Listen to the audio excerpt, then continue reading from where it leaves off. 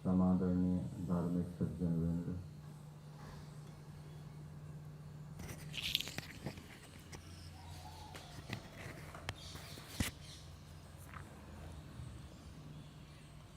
परमेश्वर ने हमें कर्म करने की स्वतंत्रता दी है और उन कर्मों का फल भोगने में भी हम कुछ स्वतंत्र भी हैं और कुछ ईश्वर की न्याय व्यवस्था में परतंत्र भी हैं। ईश्वर यदि हमें कर्म करने की स्वतंत्रता नहीं देते तो ये हमारे लिए बहुत दुखदायी हो जाता। हम अपनी इच्छा से देख नहीं सकते थे, हम अपनी इच्छा से सुन नहीं सकते थे, हम अपनी इच्छा से बोल नहीं सकते थे, हम अपनी इच्छा से कोई कार्य नहीं कर सकते थे, कुछ खाना पीना नहीं कर सकते थे अपनी इच्छा से।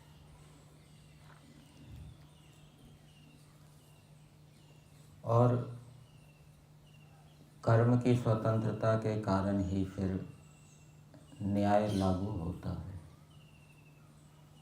यदि हम कर्म करने में स्वतंत्र ना होते तो हमारे ऊपर कोई न्याय व्यवस्था लागू नहीं होती। फिर तो सारे ही कर्म परमेश्वर ही कर रहा है, परमेश्वर की प्रेरणा से कर रहे हैं, हम परतंत्र हैं, तो हमें कर्मों का फल तो मिलना नहीं चाहिए।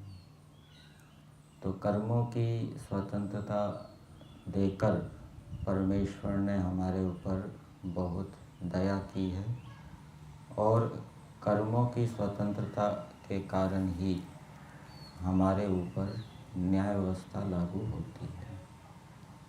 यदि हम अच्छे कर्म करेंगे तो उससे हमारा पुण्य होगा, पुण्य कर्माशय बढ़ेगा। पाप कर्म करेंगे तो उससे हमारा पाप का जो घड़ा है वो बढ़ेगा। यजुर्वेद के अंदर मुख्य रूप से मनुष्यों के लिए कर्मों का विधान किया गया है। आज मंत्र संख्या 47 का स्वाध्याय किया गया। इससे पहले हमने मंत्र संख्या 46 के ऊपर विचार किया था और उस मंत्र में राजा का धर्म बताया गया था कि राजा को क्या करना चाहिए और उसके साथ साथ प्रजा के भी कर्तव्य बताए गए थे। जैसे राजा अपने शत्रुओं को पीड़ित करे, अपने शत्रुओं का निवारण करे, वैसे ही प्रजा का भी ये कर्तव्य है। यद्यपि प्रजा के अंदर ब्राह्मण, क्षत्रिय, शूद्र, वैश्य आते हैं, प्रजा के अंतर्गत ब्रह्मचारी आते हैं, प्रजा के अंतर्गत वानप्रस्थी आते हैं, प्रजा के अंतर्गत सन्यासी आते हैं। उनके अपने अपने आश्रमों के, वर्णों के कर्तव्य कर्म हैं, धर्म हैं। लेकिन इसके साथ साथ ये भी उनका कर्तव्य है कि जो देश के शत्रु हैं, राष्ट्र के शत्रु हैं, उनको वो पीड़ित करें, उनका निवारण करें, उनको हटाने में वो सरकार का सहयोग करे। ये भी उनके आश्रमों के कर्तव्य कर्मों, धर्मों के साथ साथ ये भी उनका राष्ट्रीय कर्तव्य है। और राजा के विषय में बताया गया कि राजा को कैसे व्यक्ति को राजा बनाना चाहिए। जो पृथ्वी आदि पदार्थों से ठीक ठीक उपकार लेता है, ऐसे व्यक्ति को राजा बनाना चाहिए। और जो इनसे ठीक ठीक उपकार नहीं लेता, इनसे अपनी हानि भी करता है, दूसरों की हानि भी करता है, जो विद्या से युक्त नहीं है, परोपकारी नहीं है, ऐसे व्यक्ति को राजा नहीं बनाना चाहिए।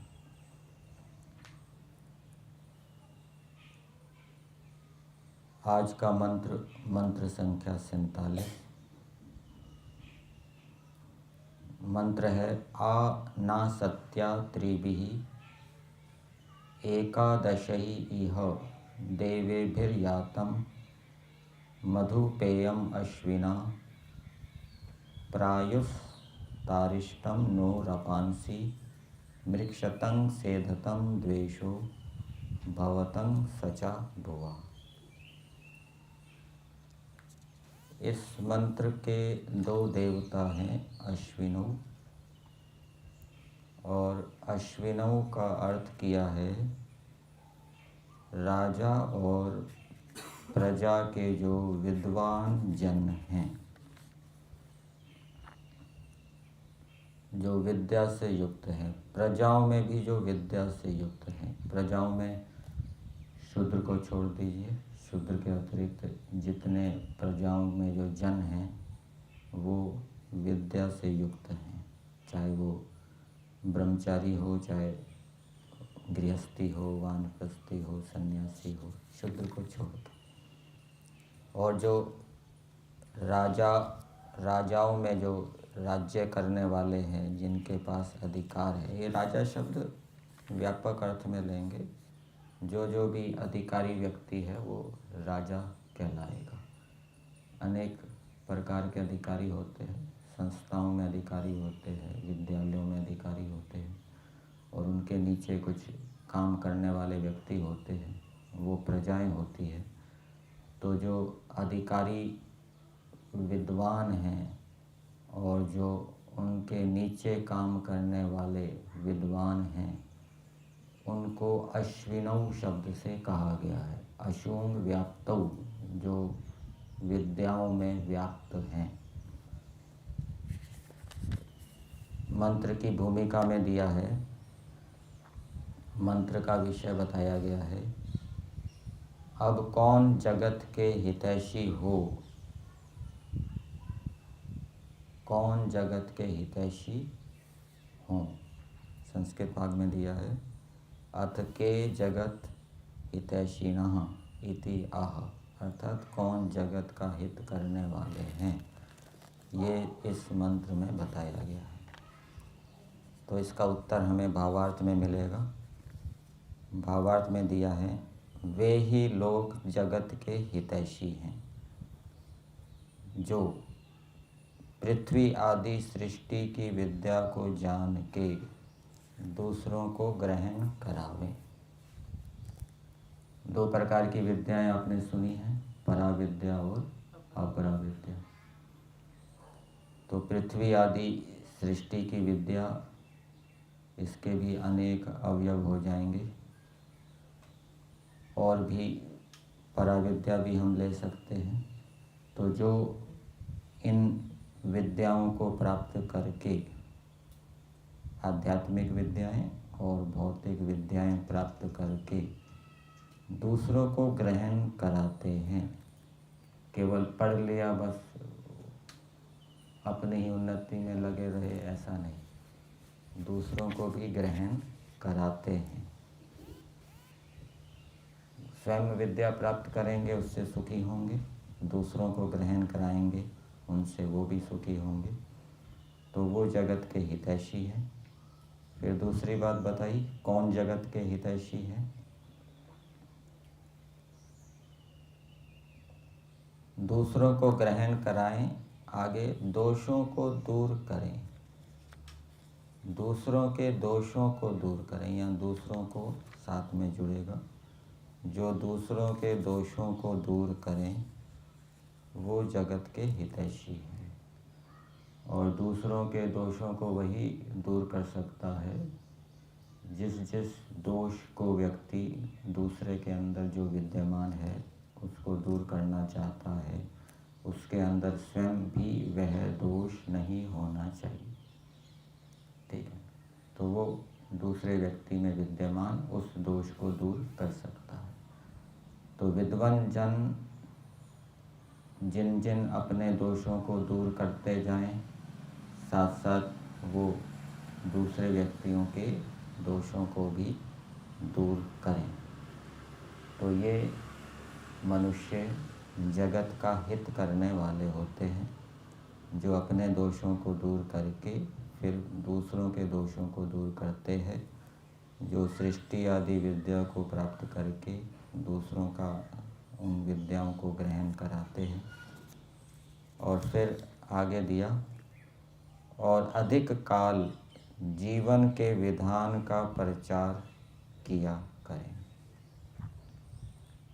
जीवन के विधान का प्रचार मतलब ऐसे कर्म, ऐसे क्रियाकलाप जिससे जीवन सुखी हो, आयु बढ़े, ऐसे कर्मों का जो प्रचार करते हैं।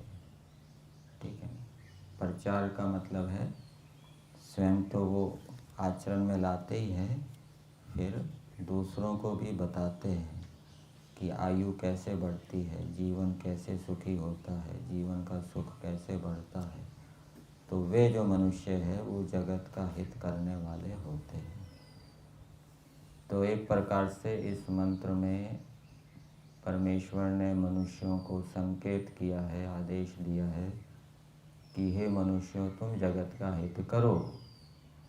जगत का हित करोगे तो मोक्ष होगा, जगत का हित करोगे तो अपने लक्ष्य को प्राप्त कर पाओगे। जगत का हित नहीं करेंगे तो मोक्ष रूपी लक्ष्य की प्राप्ति नहीं होगी। इसलिए जो मुक्ति के साधन बताए गए हैं सत्या प्रकाश के 9वें समोल्लास में, उसमें परोपकार भी है। ठीक है, निष्काम भावना से यदि व्यक्ति दूसरों के दोषों को दूर करता है तो वो अंतःकरण को शुद्ध करने वाला होता है। और अंतःकरण के शुद्ध होने से केवल पढ़ने से भी तत्व ज्ञान हो सकता है, पढ़ने से नहीं हुआ, विचारने से भी तत्व ज्ञान हो जाएगा, विचारने से नहीं हुआ तो फिर निधिध्यासन से भी हो सकता है। वो जितने अधिक उसके अच्छे कर्म होंगे उतनी जल्दी वो सफलता को प्राप्त करेगा। अब मंत्र के शब्दों को पदार्थ के माध्यम से देखते हैं। इसमें एक बात और भी है।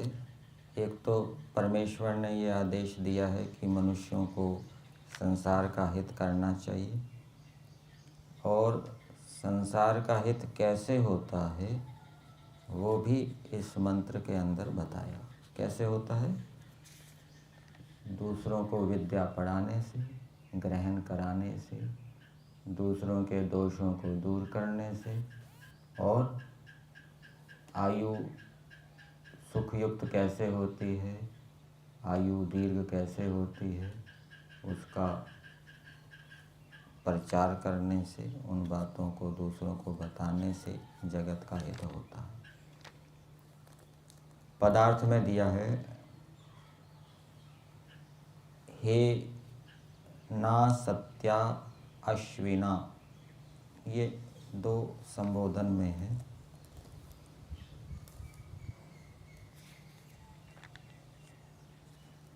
ना सत्य का अर्थ किया है असत्य आचरण से रहित। तो जो जगत का हित करना चाहते हैं, जो दूसरों के दोषों को दूर करना चाहते हैं, जो दूसरों की आयु को बढ़ाना चाहते हैं, वो स्वयं कैसे हो? असत्य आचरण से रहित हो। जैसे परमात्मा जगत का परम हितैषी है, परमात्मा किसी असत्य आचरण से युक्त नहीं है। परमात्मा कभी कोई अधर्म नहीं करता, असत्य आचरण नहीं करता। इसी प्रकार से जो परमेश्वर के समान जगत का हित करना चाहते हैं, उनको असत्य आचरण से, हाँ जी, कहाँ ध्यान है आपका, असत्य आचरण से रहित होना चाहिए।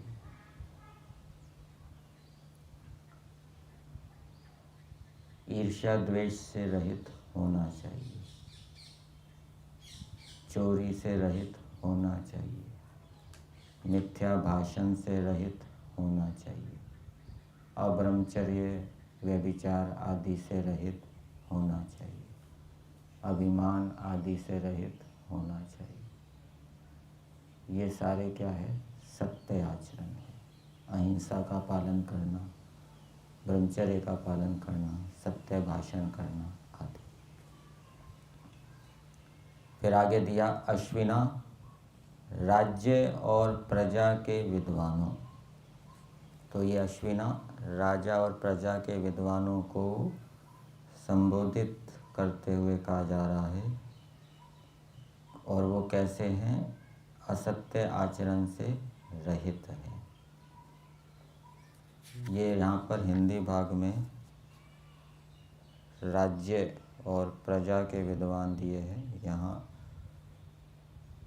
राजा से संबंधित मतलब कि जो अधिकारी व्यक्ति है, अधिकारी व्यक्तियों में जो विद्वान हैं, अधिकारियों के अनेक स्तर होते हैं। सबसे बड़ा अधिकारी, फिर उससे नीचे, फिर उससे नीचे, फिर उनके नीचे अनेक व्यक्ति होते हैं। तो वो राज्य के विद्वान कहलाएंगे।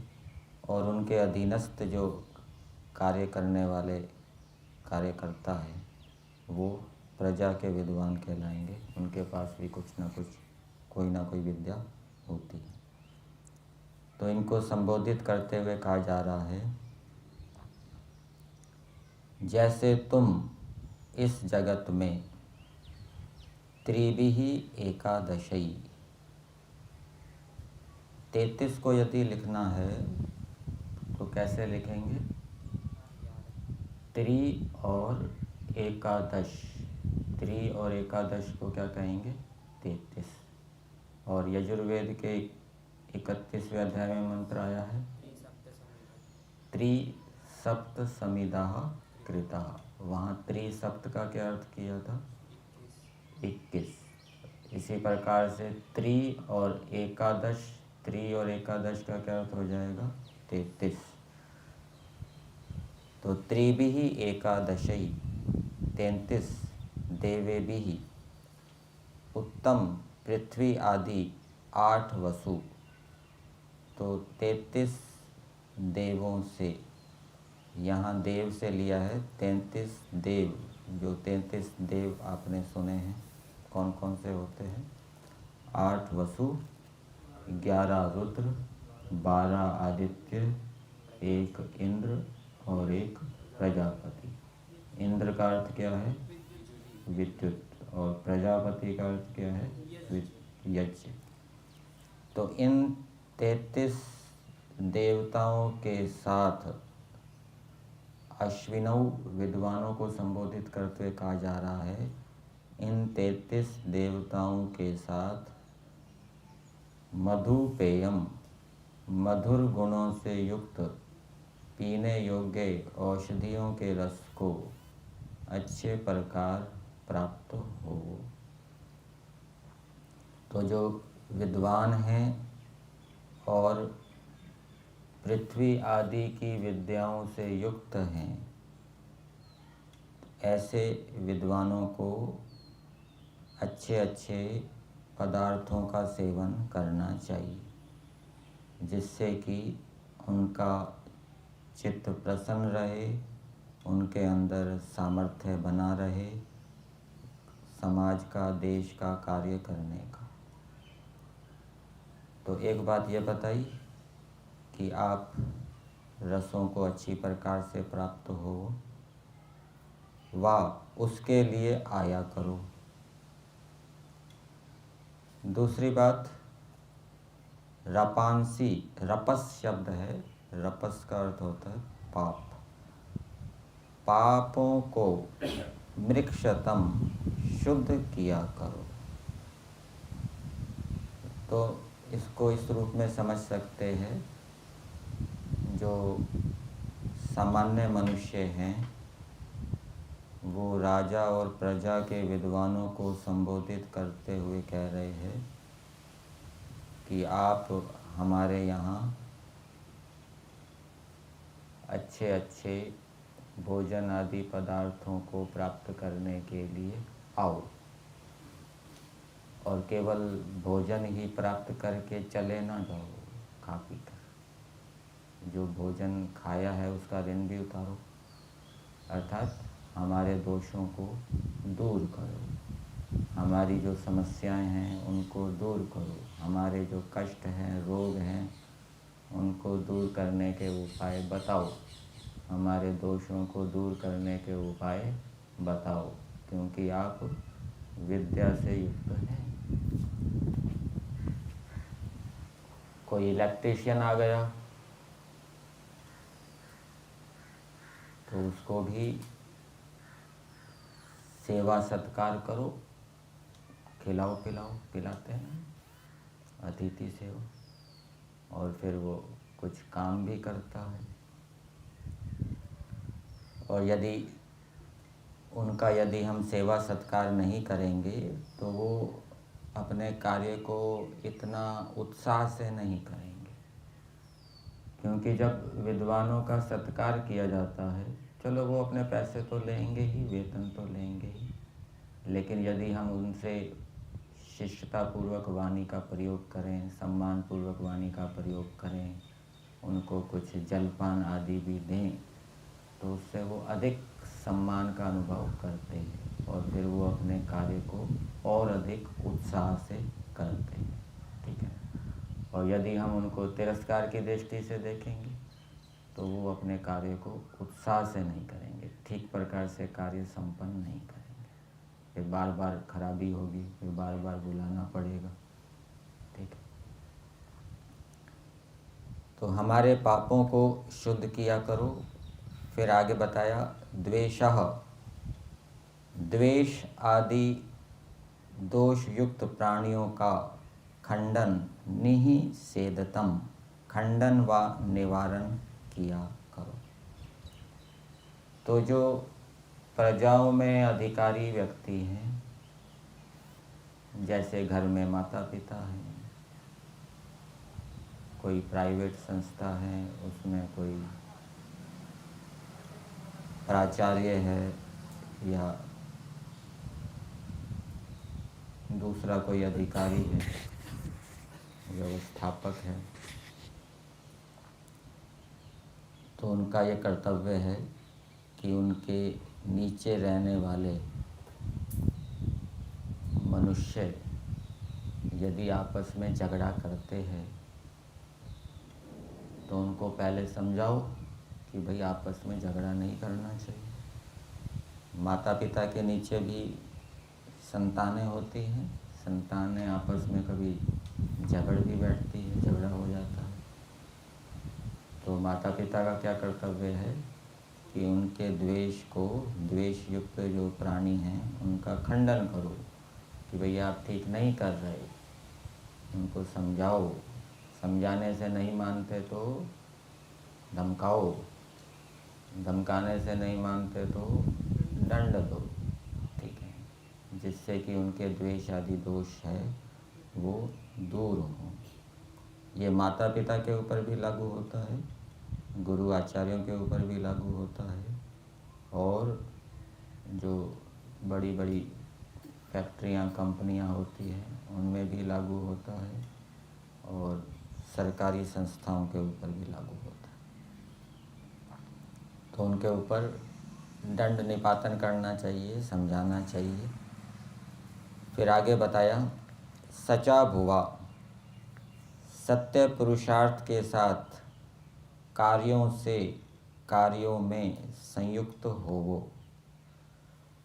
तो विद्वानों को संबोधित करते हुए कहा जा रहा है कि आप अपने कार्यों को पूरे पुरुषार्थ से करो। ऐसा बताते हैं कि जापान के अंदर 5-6 दिन में जितना काम हो जाता है ना फैक्ट्रियों के अंदर, उतना यहाँ भारत में महीनों में भी ना हो। इतना काम करते, इतना पुरुषार्थ करते, तेजी से काम करते, कुशलता से काम करते, आलसी प्रमादी नहीं है। तो विद्वान, चाहे वो राज्य के विद्वान हो, प्रजा के विद्वान हो, उनका ये कर्तव्य है कि वो अपने कार्य को पुरुषार्थ के साथ करें। ठीक है, इससे उनका पुण्य कर्माशय बनेगा। दूसरों के दोषों को दूर करेंगे तो इससे उनका पुण्य कर्माशय बनेगा। और यदि वो ऐसा नहीं करेंगे तो पाप कर्माशय बनेगा। ये उनके लिए धर्म बताया गया है, कर्तव्य बताया गया है, ये उनका कार्य है। और आगे बताया, और आयु जीवन को प्रतारिष्टम अच्छे प्रकार बढ़ाओ, वैसे हम लोग भी हो गए। और जीवन को अच्छे प्रकार बढ़ाओ, इसके दो अर्थ हो सकते हैं कि आप अपने जीवन को भी अच्छी प्रकार से बढ़ाओ, आहार विहार ठीक रखो, और दूसरे मनुष्यों के भी जीवन को बढ़ाओ, और जैसे आप करते हैं वैसे हम लोग भी करें। तो जो सत्य का आचरण करता है वही दूसरों के दोषों को दूर कर पाएगा। सत्यमेव जयति न अमृता।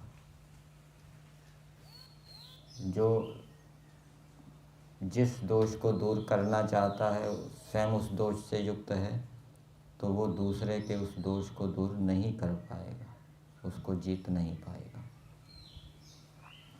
तो ये कर्तव्य कर्म राजा और प्रजा के विद्वानों का बताया गया है। और इसको करने से जो इस वेदोक्त कर्तव्य कर्म को करेगा, राजा के विद्वानों का कर्तव्य बताया है, प्रजा के विद्वानों का कर्तव्य बताया है। उनके पास जो विद्या है वो दूसरों को बताएं, दूसरों के दोषों को दूर करें और अपने कार्य को पूरे पुरुषार्थ से करें, दूसरे के जीवन को बढ़ाएं, ऐसे कार्य करें जिससे कि दूसरे की आयु बढ़े। तो इन कर्मों को यदि व्यक्ति निष्काम भावना से करेगा, एक तो इसको यदि हम उसके साथ जोड़ें, आश्रमों के साथ जोड़ें, गृहस्थ आश्रम में यदि हम लें, गृहस्थ आश्रम में शूद्र को छोड़ दीजिए, ब्राह्मण, क्षत्रिय और वैश्य। तो ब्राह्मण, उसके नीचे रहने वाले जो शिष्य हैं जिनको वो पढ़ाता है वो उसकी प्रजाएं हो जाएगी। क्षत्रिय के नीचे सेनापति है, सेनापति के नीचे रहने वाले जो सैनिक हैं उसके अधीन, उनमें भी योग्य होते हैं, विद्या से युक्त होते हैं। कोई अधिक विद्या से युक्त होता है, कोई कम विद्या से युक्त होता है। और तीसरा वैश्य, कोई व्यापारी है अथवा किसान है, किसान के नीचे भी काम करने वाले होते हैं, व्यापारी के नीचे भी काम करने वाले होते हैं। तो दोनों का कर्तव्य है कि वो दोषों को दूर करें। ठीक है, उसके नीचे रहने वाले जो व्यक्ति हैं उनके दोषों को दूर करें। वो झगड़ा करते हैं तो उनका खंडन करें और वो अपने अपने कार्य को पूरे पुरुषार्थ से करें।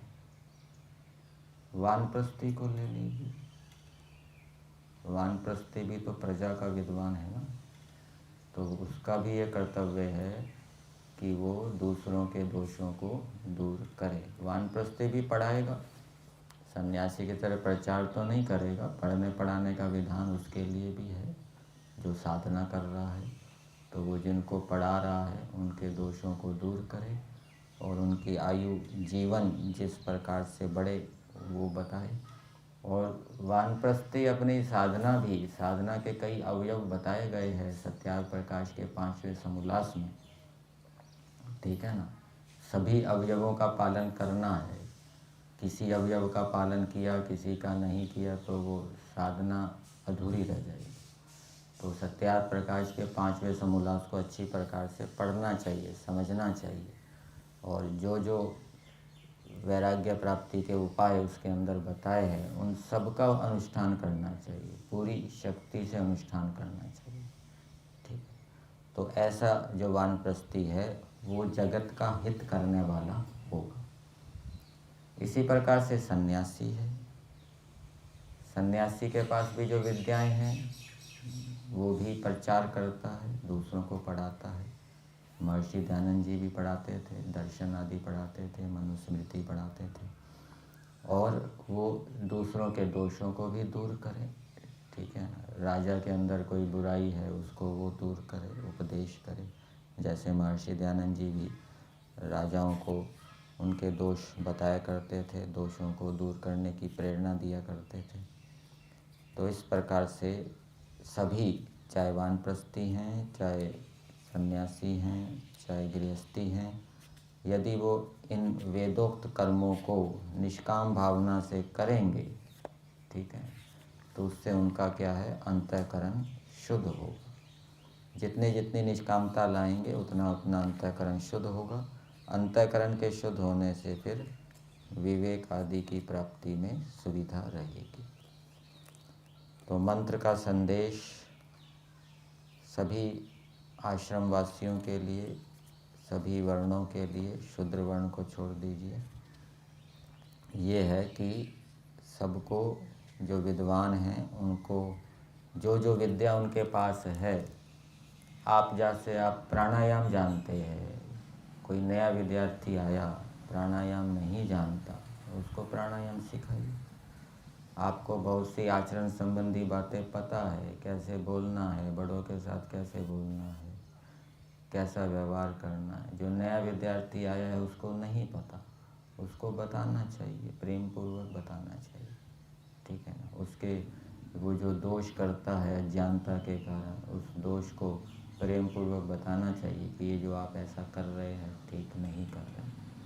तो ये प्रजा के विद्वान, आप भी प्रजा हैं, आप भी विद्वान हो रहे हैं कुछ कुछ, तो जो नए हैं उनको बताना चाहिए, प्रेरणा देनी चाहिए कि इस प्रकार आप चलें, तो आपका भी पुण्य कर्माशय बढ़ेगा। और यदि आप गड़बड़ करेंगे, दूसरों को गड़बड़ की प्रेरणा देंगे तो पाप का घड़ा बढ़ाएंगे, उससे क्या है, विवेक प्राप्ति में बाधा होगी। तो विद्वानों का ये कर्तव्य है कि वो सत्य आचरण से युक्त हों और सत्य आचरण से युक्त होकर दूसरों को भी सत्य आचरण में लाएं, वो अपनी विद्याओं को दूसरों को बताएं। और ऐसे जो विद्वान हैं वो संसार का हित करने वाले होते हैं। तो मनुष्यों को परमात्मा के समान संसार का हितैषी बनना चाहिए, संसार के प्राणियों को सुख बढ़ाना चाहिए। तो ऐसा करने से परोपकार होता है, पुण्य कर्माशय बढ़ता है और उससे वो शीघ्रता से अपने लक्ष्य को प्राप्त करेंगे।